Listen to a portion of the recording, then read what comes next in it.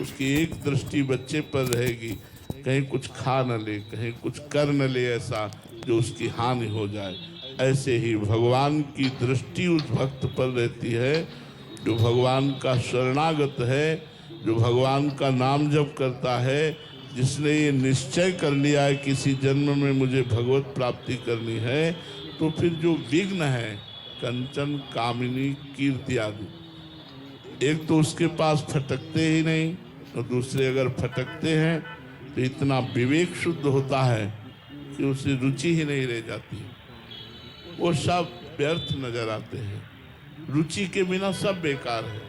जब रुचि ही नहीं है तो बेकार ही नजर आते हो, बाधा बाधा नहीं पहुंचा सकती।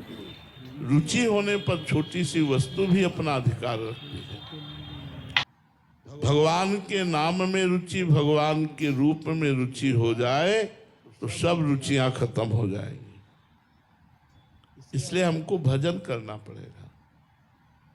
लौकिक पारलौकिक कोई भी उन्नति चाहनी हो, भजन करो, खूब नाम जप करो। हमारी बात मान लो, सब साधनों का साधन है भगवान नाम जप। भगवान से भी बढ़कर है भगवान नाम जप।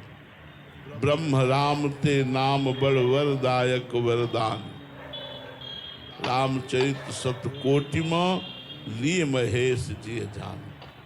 करोड़ों रामचरित मानस का अवगाहन करके भगवान शंकर ने देखा तो नाम पाया, नाम सबसे श्रेष्ठ नाम।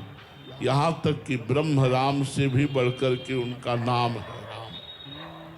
तो जब हम नाम जप करते हैं, खूब डट के नाम जप करते हैं, तो कंचन कामिनी कीर्ति में रुचि ही नहीं रह जाती।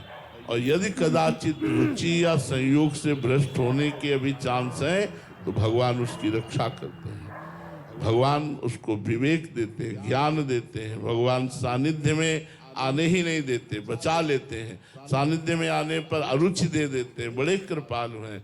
इसलिए भगवान की शरण में होकर भगवान का नाम जप करो, वही समस्त विघ्नों से बचा लेंगे। दिवाकर राठी जी नेपाल से। महाराज जी, बहुत सारी कथाओं में आता है कि गंगा जी के डुबकी लगाओ तो पाप नष्ट होंगे, एकादशी का व्रत रखो, या इस तीर्थ में जाओ तो ऐसा पाप नष्ट होंगे। तो महाराज जी, पाप करने वाले एवं पाप कर्म के लिए मुक्ति के इतने सरल उपाय से क्या पाप को बढ़ावा नहीं मिलेगा, या इससे इसका भावार्थ क्या है? महाराज जी, मेरी जिज्ञासा शांत करें।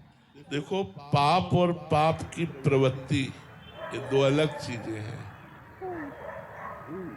पाप नाश के तो आपने उपाय बताए, लेकिन पाप की प्रवृत्ति का नाश कैसे होगा?